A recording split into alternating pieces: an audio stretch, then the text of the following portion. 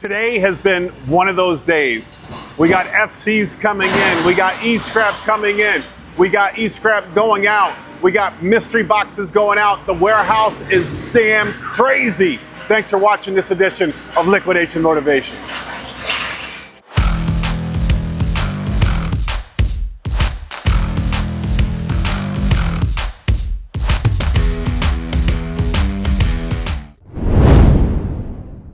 I don't know about you guys, but business has been crazy lately. You know, loads are coming in and out. Loads, I'm able to buy a ton of loads. And I know people from all over the country have been reaching out to me about getting loads from me, but I just don't have enough. Even though I'm killing it in the load department, I just don't have enough to sell to everybody. You know, but you know, we talked about it in our live. If you're not watching, every Tuesday morning at 11 o'clock, we do a live. But I talked about it in our live and that you need to set up 3, 4, 5, 6 different streams of income that you can make from pallet sales, from liquidation, from everything that you can buy. And we have it right now. We counted the other day, we have over 12 different lines of revenue.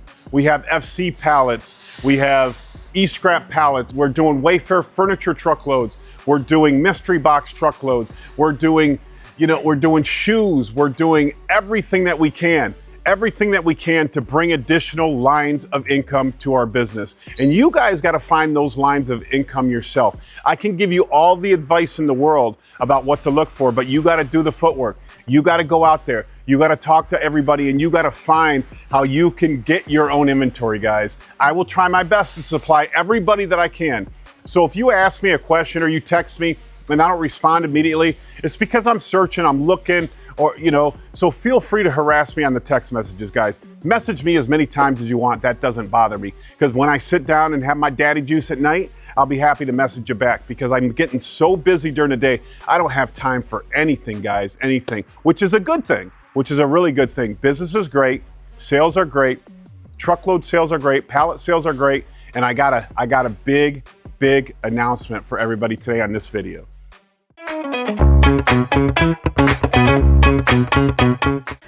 Guys, if you don't know already, the displays that are at Spirit Halloween sell for a lot more at the end of the season, after the season, than they do in the store. So when the store shuts down after Halloween, everything goes to 25% the first day, then 50% the second day.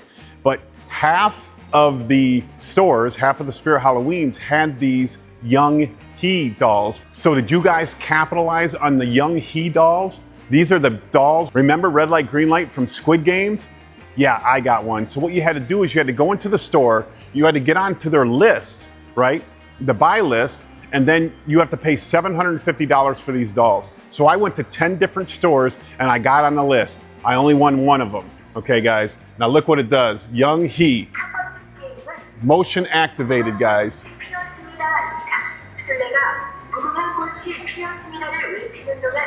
전진할 수 있으며 이후에 움직임이 감지되면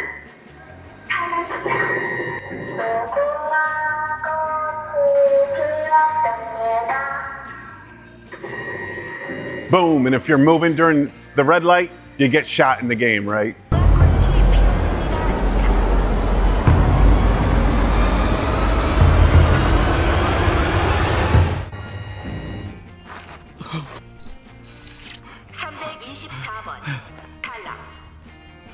병신 걸렸네.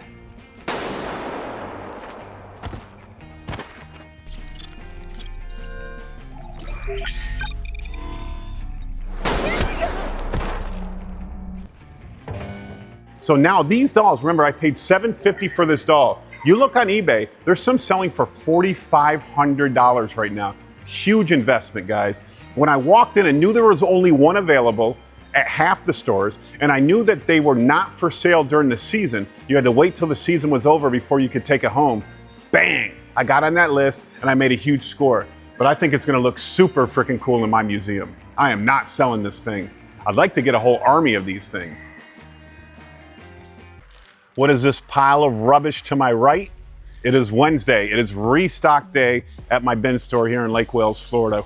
in the Eagle Ridge Mall, guys. And so our bins are full. Our bins, remember, we start by cleaning out our bins. We have nothing left over in our bins from the week before. And then we fill them as high as we can. If things aren't falling off the bins, I tell my employees, they gotta put more stuff in them because people will buy as much as you put in there, guys. It doesn't matter how much stuff, fill them right up to the top. This is what I do. Some people take the time to organize them and straighten them out and split them by category. Not me. Everything goes in the bins, everything gets filled up, and then you just rock and roll. It's a game of dumping stuff in the bins and selling it at whatever price people think it's worth. And in the long run, you end up winning, guys. You end up winning. That's why I love bin stores so much. This is all about volume, guys. It's not about value. Leave the valuable stuff in the bins. Don't get me wrong. You see something worth 300, 400 bucks, you're gonna pull that out. But something worth 100 bucks, leave it in your bins, guys. Let the customers get the value because then they're gonna come back again, again, and again. They need to find the deals, they need to find the bargains, or they're not gonna shop in your store. They're not gonna shop in your store. So everybody who pulls all the value or they put process loads in their bin, you're not gonna win. And those are the people that I see going out of business all the time. Guys, I have a huge announcement, huge, guys. Tom Schultz, Liquidation Motivation, Bin Chasers, is gonna open the world's largest bin store. That's right. I'm sorry, Ben, I'm gonna kick you out of that spot. Ben opened one down in South Florida, 80,000 square feet. But now me, Tom Schultz, your guy, we're opening one up 86,000 square feet. That's right, look over here, guys. Look what we're building. We're in the process of building 200 bins for the largest bin store in America or the world. I might be in the world, guys. If you know of a bin store that's bigger, you gotta let me know because I don't think anybody's bigger. But we have, I showed you the design of my bins before. We have our prototype over here that we've been running around the warehouse all week. For about 2 weeks now to make sure the legs don't fall off, to make sure the wheels are good enough, to make sure they can handle it. But we are building 200 bins for the bin store, 86,000 square feet. We got a great lease rate, guys. If you want to call me, text me, message me, I'll be happy to share all those details. But we got a fantastic lease rate and we are going to get ready to rock and roll. We're hoping our opening day is going to be on Black Friday. That's right. When everybody is out shopping, Bin Chasers' newest store, the largest bin store in America, is gonna open.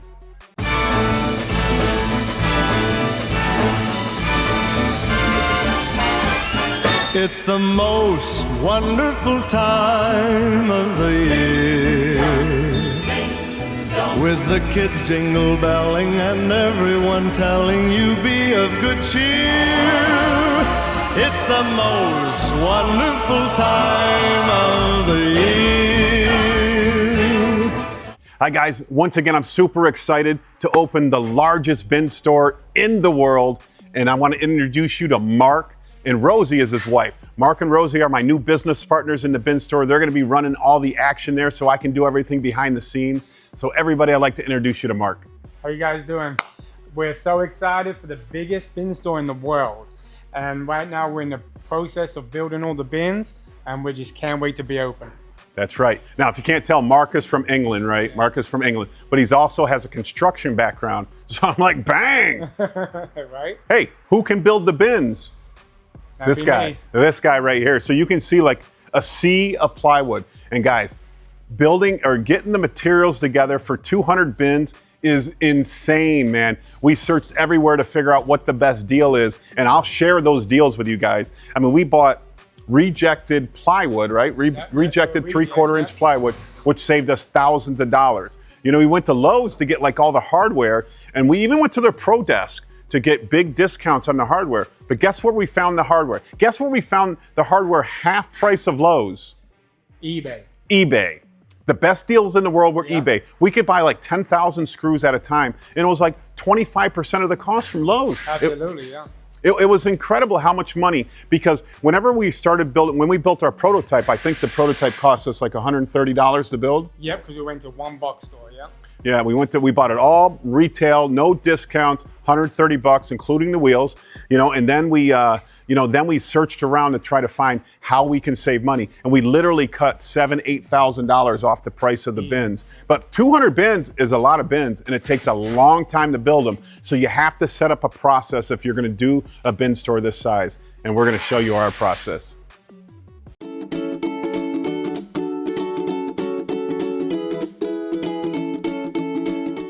All right, so building 200 bins, you just think, okay, I got 200 bins, but that means 800 legs, 800 wheels, 800 sides. And so the process is a long, long time. Absolutely, yeah. And then 4,200 screws and wood glue and 7,500 screws to put the sides on, which you can see we're putting sides on over here. But what we did is, what Mark did, I didn't do it, Mark did it, is he set up this process so we have a guardrail there and a bed where we can slide the plywood down there and cut the sides exactly to spec. And then our sides are 10 inches tall, guys, 10 inches tall. So we had 10, 10, 10. So we got our 4 sides out of actually you only need 3 of them because you're gonna cut 1.5 for the ends. And then we took the 8-inch block, right? These are the 8-inch blocks. And what they are for us is they are the caps on the legs. Now, most people just drill through the bin, through the plywood into the leg in order to secure it to the table. But we wanted our bins to be mobile, right? We want to be able, if our bin store shut down, that we can fold up our bins and walk away. Now, when you try to ship bins in a tractor trailer that have legs that are attached, you can only fit like 16 bins. But we got it where we can ship almost 100 bins in a tractor trailer because our legs come off. Now, we glue the hell out of this 8-inch plate onto the leg. There's no way to get it off. Plus, we have a huge lag screw in the bottom and 4 more screws here. But Mark contends that you don't even need these screws because the glue holds so well, it won't come off. And when you screw through your bin, all you have to do is when you hit a bump, the head of those screws have to come through the plywood in order to detach from a bin. And we've knocked over a lot of bins in our lifetime, rolling them here, rolling them there, hitting them. A little edge like this here, you can hit a little edge like this and the bin collapses because the legs break off. So the 8-inch plate now gets bolted to the top of the bin, through the bin to the plate. And so in order for this leg to come off, this size needs to break away from the 3/4 inch plywood, which is not gonna happen. In our test bin we've been using for a couple weeks, they do wobble a little bit, but they don't break because it's impossible for an 8-inch plate to break away from the top of the bin. It's virtually impossible. We haven't had it done yet. No, so the reason why we created this, so we didn't have to have any more structural elements to the leg to the bin. So it's just simple, 4 legs, and that's it. Right. And you can come over here, Paul. You can come over here. These are some of our completed bins over here. So when we transport the bins, we just take the legs and put them inside the bin, and now we have a whole bin that can be transported. These you can stack up 6, 8 tall, and then put them on a tractor trailer and ship them to your next store, to your next location. My whole thought is that we're gonna be a pop-up store, right? We're getting temporary leases where our rent is cheap. And I mean, you can get it dirt cheap. And I've been saying this for a while. I've been preaching it for a while. But, I finally went out and did it myself. I found an 86,000 square foot store for cheap. And it is beautiful. It has LVP flooring and then tile walkways. You know how much work it needs? Nothing. Nothing. If you remember Ben's video, they had to tear down the whole store, remodel it, grind the floors, paint the walls, sheetrock the wall. They had to do so much work. They did 3 months worth of work. We have to do 0 work in our bin stores. And remember, our bins, the ends of them come off, right? Because I throw away all the bin store leftovers. You sweep it out. How long does it take you to clear out your bins? In my store in Georgia, it takes them hours and hours. We're not gonna worry about that. We're gonna sweep the bins out, put it in pallets, and either throw it away or give it away. I don't care what happens with it because I got all the value I can out of the merchandise. I got all the value that I can out of the merchandise. I'm not gonna waste my time doing mystery boxes, mystery bags, selling the stuff. I just wanna get rid of it and move on. Because if you're making 100 grand a week in sales in the bin store, Why are you worrying about $400 worth of mystery box sales? I don't want to deal with that, guys. And we're going to cut down our labor. We're going to cut down the time that it takes to clean the bins out. And we are just going to rock and roll. We're going to dump shit into the bins and sell it. And that's it, guys. And I'm so excited. I'm so excited about this new endeavor with Mark and Rosie. You're going to meet Rosie. She's going to be the face of our channel there. Yeah, so she's going to be doing the Facebook every day, you know, and, you know, she's got a face for the internet. So she's very pretty, and she's going to rock it. She's going to rock it. Yeah, so we're super excited, guys. So, guys, Bin Chasers number, I don't even know what this is, 4 for me, or my 4th bin store, but it's going to be the world's largest bin store, guys. It's that time of year, guys. Remember, if you're watching my videos almost 8 months ago, we were saving all the Christmas stuff for Christmas time. And I just finally unboxed all the Christmas stuff, and I have a ton of Christmas items. So these are going to go in my bin store. These are going to go in Whatnot. These are going to go everywhere that I can find a way to sell them. And I had so many pallets, it's ridiculous. No, I won't sell a truckload of this. If you guys wanted a truckload of this stuff, you should have bought it in February. You could have got it cheap. Now it's expensive. Christmas trees, a whole bunch of Christmas trees in here. Lights are everywhere. These, you know what? These are little goofy little things. These are just the necklaces, but people love them, man. Look, people love them. They wear them around. Only $5.99 at the store, but that's a good, those sell easy. Look at all these big Santa Clauses. Look in here, Paul. Santa Clauses, trees, stockings, anything that you need for Christmas. I have literally, I don't know, 50, 60 pallets worth of stuff. I have some fantastic Christmas trees. I saved up all the Christmas trees I could find last year. You know, if you're buying Christmas stuff in January and February, you can get the stuff for, you know, 10% of retail, which is a very good deal. You hold on them till the next season. If you have the room, fortunately I have the room, guys.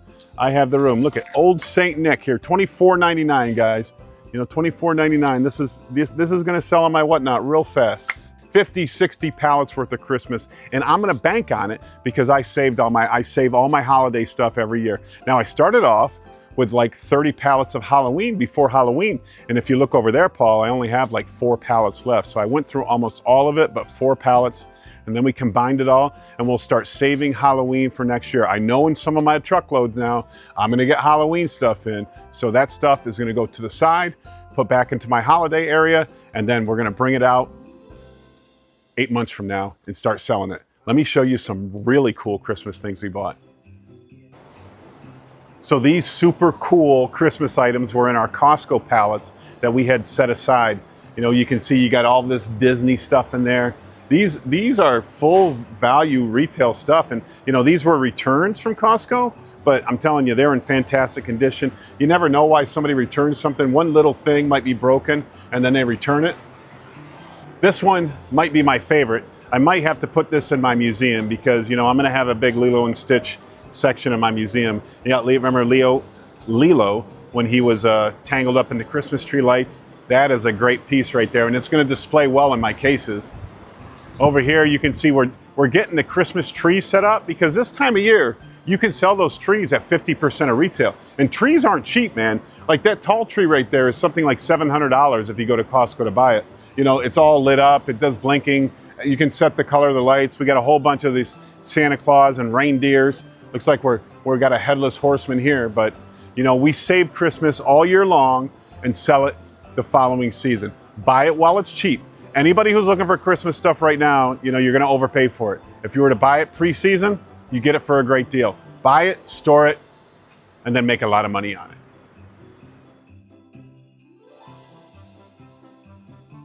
So this is our live auction room. And you know, normally I would say I don't like having live auctions because you can just do online auctions, but we are really killing it in the live auction too. There's a whole segment of the population that doesn't like to bid on online auctions. They like to see it, touch it, feel it. And we're getting 100, 150 people every time we do an auction. We're doing $7,000, $10,000, $12,000 in sales in our live auction. And it's just another way to bring in income revenue to our business. So it's doing super well. We're super excited. Our auctioneer is incredible. He can do the yabba dabba do really good. So, you know, it gets everybody excited. People love them. So yeah, so remember, we do Whatnot every day, HiBid once a week, and now live auction Saturdays at noon.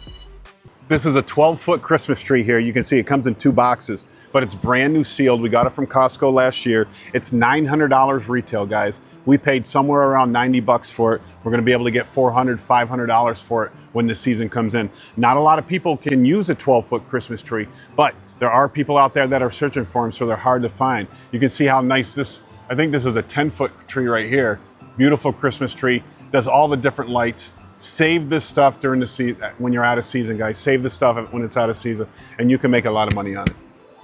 My 4th truck of the day that I have to load up and ship out. This one's going to Atlanta, Georgia, guys. Guys, thanks for watching today. My huge announcement. The world's largest bin store should be open within 1 month. I'm super excited about it, guys. Follow us, Bin Chasers, Liquidation Motivation, guys. Thanks for watching my channel. I love each and every one of you guys. If you want to reach out to me, remember, it's 315-778-8744. Thanks for watching Liquidation Motivation. Now go out there and make some money.